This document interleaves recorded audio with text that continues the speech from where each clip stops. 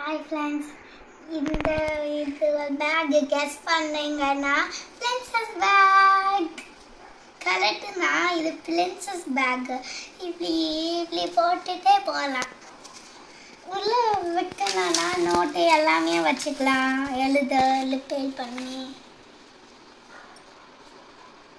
Zip எப்படி open ஆகும்னு கட்டவா இப்படி ஓப்பன் ஆகி இங்கே பார்த்தீங்க நோட் புக்கு வச்சிங்கன்னா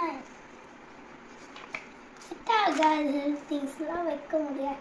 இப்படி குட்டி குட்டி திங்ஸ்னால் வைக்க முடியும். இந்த ஸ்கெட்சு அது மாரியே இந்த ரொம்ப பிளிட்டியாக இருக்குது.